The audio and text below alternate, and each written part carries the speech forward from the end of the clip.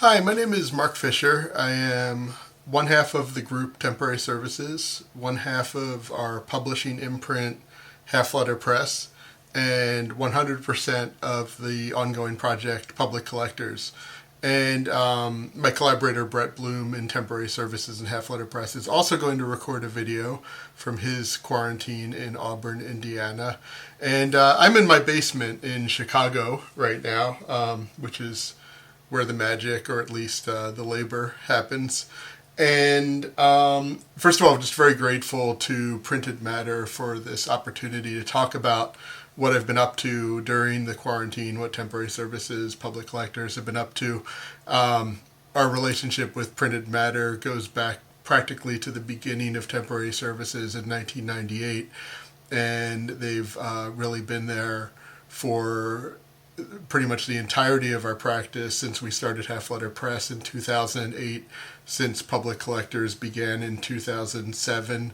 This is obviously a very trying time for everyone, and we are especially grateful to organizations like Printed Matter and to our artist publishing community, so many of whom we've met and developed relationships with through the participation in the book fairs that Printed Matter has organized over the years. It's been a lot of unknowns about what's going to happen and how to continue to be an artist. So I'm really happy to be able to share a little bit about what we've been up to and what I've been doing. Temporary Services sent out a newsletter in early April after a kind of rough March where we just weren't hearing a lot from people and no one was ordering anything through our web store. And April, happily, has probably been the most extraordinary month in our history for people supporting what we do. It's been very surprising and just very moving how much support there's been. So starting on March 15th, I teach in Chicago at a bunch of different places. Everything moved to either online instruction or we were still trying to figure out how instruction would happen.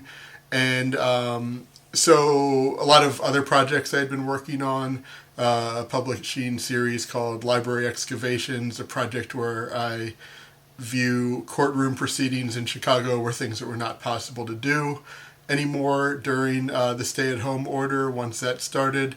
So I was really trying to figure out what the most effective way of working might be given the resources that I have at home. And both Brett and I in Temporary Services each have the same model of risograph living in our homes. Mine is back there in the basement here. And I started thinking about one-page zines, which is a format that I encountered, really started thinking about a couple of years ago at a punk show where they had one-page zine day. I was like, what's one-page zine day? And essentially everyone was invited to make a single-page fanzine and just give them away for free at the show. And I thought, like, I have to do this. I have to try this. And cranked something out on the risograph. And when I went to this show, there were about maybe 13 other people that had made one of these things. And everyone kind of went around picking up issues that they wanted. And it was a really beautiful, generous gesture. And there were all these different formats and kinds of content. So I love the idea of something like that that doesn't require assembly, that's really cheap and fast to produce, something you could make in a day or two and not sweat over too much. So I started thinking about this title, Quarantine, which I think was like a shared epiphany that thousands of people had. And I sort of like the idea of all of these publications sharing the name Quarantine. It's like a movement or something rather than some kind of individualistic publication thing, brand or something. So using the risograph, this was the very first issue. I was outside in my backyard turning over the compost, which was starting to thaw, and noticed all of these wonderful worms, kind of squirming around in there. So I started photographing them. I gave them a little bath and put them on a white piece of paper and took pictures of them and just wrote a little text reflecting on how unaffected they are by all of this. Every issue has the same structure visually. This logo is kind of urgent looking stencil logo at the top. Underneath that, it says a printed space for creative work produced during the COVID-19 pandemic. There's an issue number and a date at the bottom, and then just a little bit of information explaining that this is edited and printed at home in Chicago by Public Collectors. The Public Collectors website, publiccollectors.org, is where you can see every issue that's been printed and scanned.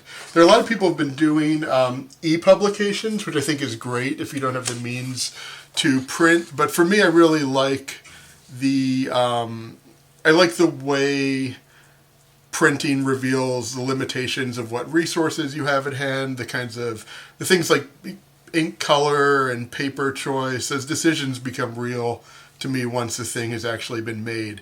And then also the thing can then be distributed in a physical way. So in addition to scanning these and posting them online on social media, emailing scans to my collaborators that submit content, I've also done things like posted them on dumpsters or taped them to utility poles or taped them to the sides of free newspaper dispensers. Places where people, when they're like out walking their dogs in my neighborhood or out having kind of a solitary walk for fresh air, where they will encounter these things and be able to read them and think about them. And, there are only two sides of a piece of paper, so it's very easy to display both sides side by side, something you can read quite quickly. So I started soliciting submissions, and people just started contacting me, including people I've never met before, to submit their work. And so each issue is often a collaboration. This was by the artist and writer Dmitry Samarov, who's based in Chicago. He wrote about the time that he used to work for the company Lifeline, who made those like medic alert devices. So if someone fell in their home, they could press a button and it would summon an EMT. And in his experience, a lot of people who pressed the button were elderly people living alone who hadn't reached out or hadn't had a visitor in a long time, and they would just sort of press this button to see another person. And it was something that I think came back to him during this time of a lot of people living alone and feeling cut off from others. This was a work by the artist Nick Tobier, who's based in Michigan, in Ann Arbor. And he made this drawing of these arrangements of products in a bodega, like a gas station shop, and then wrote a story on the back about the pleasure that the owner gets from rearranging all of the merchandise, like it's kind of like an art project. This issue number 7 was a tribute to Doro Boehm, who for a long time was the director of the Joan Flash artist book collection at the School of the Art Institute of Chicago. She was a very important person in temporary services, half-letter press, public collectors history, huge supporter of our work. She passed away on March 20th, and I published this the next day. And it's a group of writings about her photographs describing them. This issue came out of the very common phenomena of seeing latex gloves littering every surface seemingly in Chicago and many other cities. And these are a couple photos I took of the kind of forms that they make when you see them on the ground. This is a pair of drawings of iron lungs by the artist Paul Nudd, who lives in Berwyn, Illinois. Drawing on the front, another drawing on the back there. Another issue, this is by Jennifer Bastian, who's based in Madison, and this is all about the birthday party of her daughter. It was her daughter's first birthday, and how they had to celebrate this on YouTube live stream as a way to include other people in that event. This is a page, Homebody Air Systems by Caitlin Costas, describing all of the things necessary for being able to breathe during a pandemic that affects your respiratory system, and also is an added bonus for people who have all kinds of seasonal allergies. I've also been doing a lot of interviews. This is an interview with Elvia Rodriguez Ochoa, who is the director of neighborhood parks at Friends of the Parks. The way I'll do these is I will find someone who's interested in being interviewed. We'll email back and forth until both sides of the page fill up. Usually within about 2 hours, start to finish. And in 2.5 hours or so, the whole thing is printed and done. And then one last issue. This is number 40. Today I'm going to print issue number 43. This was produced just a couple days ago on April 23rd. This is a text and some photos by Oswaldo Garcia of the Mexican publishing imprint Gold Rain. And it's about the neighborhood where his studio is based and how, with the increasing lockdowns, it hasn't been easy to go work there, and just kind of like the melancholy of being cut off from your workspace. This has been a really extremely pleasurable thing to work on, because it means that for 2 or 3 hours a day, instead of having total anxiety about what's to come, I can kind of have this online hangout with another creative person and enable their creativity, create a space for them to express what they're dealing with, rather than trying to tell my own story every day, which could be interesting, but I think is much more satisfying to make space for other people who have all of this pent-up creativity and have very different things to say about how they're experiencing the pandemic and what's going on where they live, which could be very different from my living situation. So I think it's a time to think about, what you can do with what you have. I think if I didn't have a Rezo, I'd probably be trying to use the little black and white $150 laser printer that I have, or I'd be making handmade one-of-a-kind books, something to keep busy. But that's a quick rundown of what I've been doing. Again, if you go to publiccollectors.org, you can see on the Tumblr scans of every single issue. So thank you, Printed Matter, for giving us the opportunity to talk a little bit about this, and wishing good health and safety and wellness to everyone in our beautiful publishing artist book community. Thanks so much. Hi, my name is Brett Bloom. I'm one half of Temporary Services. I work with Marc Fischer. We started in 1999 working together in a small exhibition space on the northwest side of Chicago, and printing has been a part of our work together ever since. I wanted to share with you a publication that it's been in print for quite some time, since 2016, but we printed it.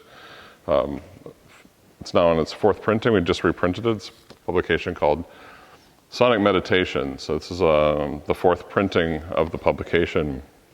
And Sonic Meditations are tools for exploring the world of sound, things that are constantly impacting us that we might not give our attention to. So I am certified in the process of deep listening. I studied for a year with Pauline Oliveros and various other teachers at the Center for Deep Listening at Rensselaer Polytechnic in Troy, New York. And Pauline, we were at the end of the class with Pauline, 12 months, in our 12th month of the class, getting certified to teach and to practice deep listening, and she passed away, leaving this tremendous hole in the world of experimental sound and audio and art, and really thinking about how to be in the world in a more complex, attentive way.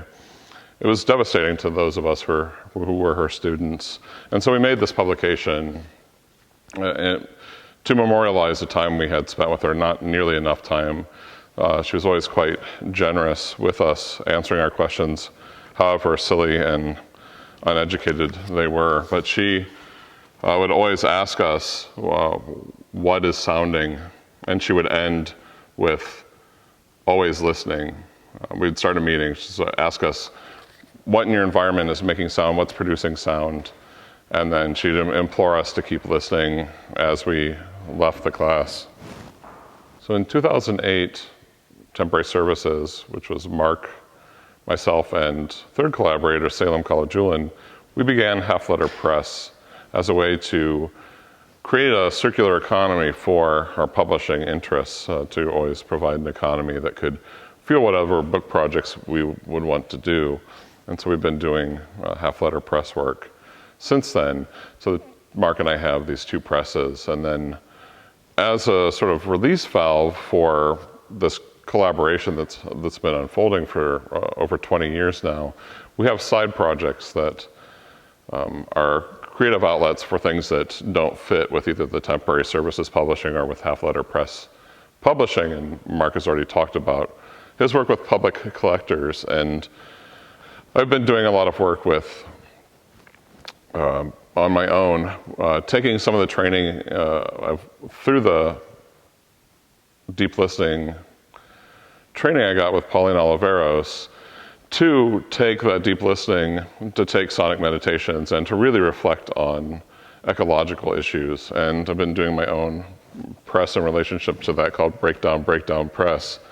So within Temporary Services, this is a Temporary Services publication. We're obsessed with this business standard half-letter format, and so it only made sense to kind of continue to be frugal with publishing with the risograph, and to use quarter letter page to make small manuals. And these manuals I've been making with Breakdown Press are for various ways of exploring ecological situations through giving tools and sets of exercises that enable one or a group of people to have immersive ecological experiences.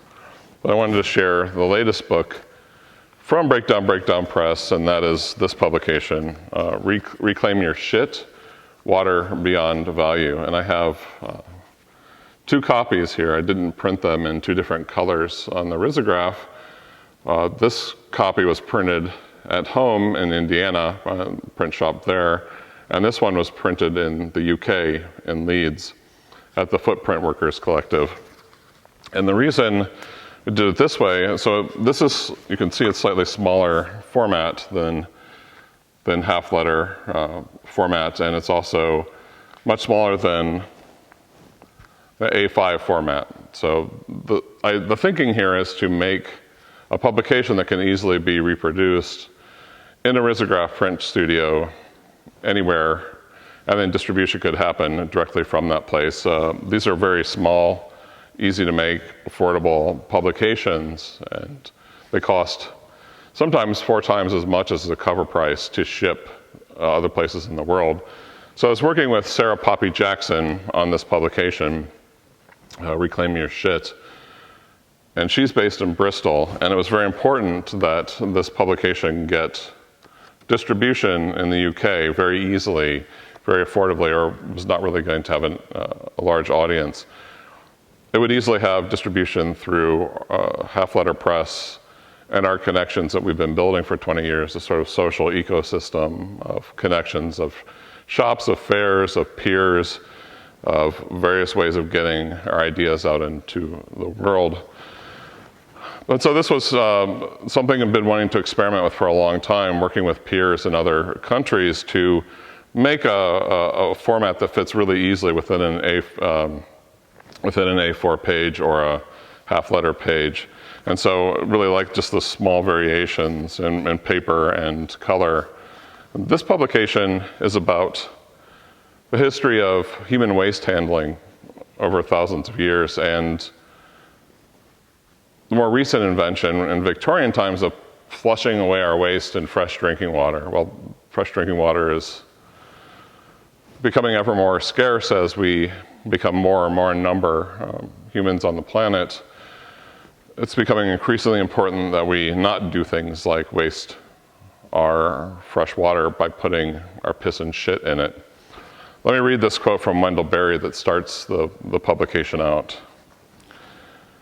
If I urinated and defecated into a pitcher of drinking water and then proceeded to quench my thirst from the pitcher, I would undoubtedly be considered crazy. If I invented an expensive technology to put my urine and feces into my drinking water, and then invented another expensive and undependable technology to make the same water fit to drink, I might be thought even crazier. It is not inconceivable that some psychiatrist would ask me knowingly why I wanted to mess up my drinking water in the first place. The sane solution, very likely, would be to have me urinate and defecate into a flush toilet, from which the waste could be carried through an expensive sewage works, which would supposedly treat it and pour it into the river, from which the town downstream would pump it, further purify it, and use it for drinking water. Private madness, by the ratification of a lot of expense and engineering, thus becomes public sanity. The composting toilet springs from an elementary insight. It is possible to quit putting our so-called bodily wastes where they don't belong, in the water, and to start putting them where they do belong, on the land. When waste is used, a liability becomes an asset, and the very concept of waste disappears. This, of course, is the commonest of common sense. And this is from Wendell Berry in the foreword to his book, The Toilet Papers. Here's an illustration by Keone Kochi, who did all the illustrations in the book and has worked with Mark and I in the past to create graphics and illustrations for publications. Maybe the most notable one being a revised diagram of Clive Philpott's fruit salad diagram of the continuum between books, art, and book arts.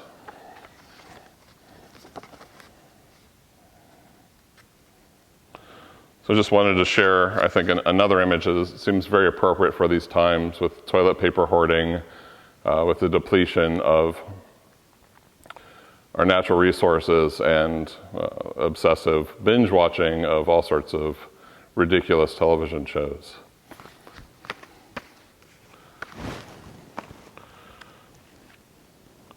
All right. Well, that's it for me. Thank you so much for watching, and thanks to Printed Matter for continuing to advocate for artist publishing and for supporting our work and the work of a really wonderful community.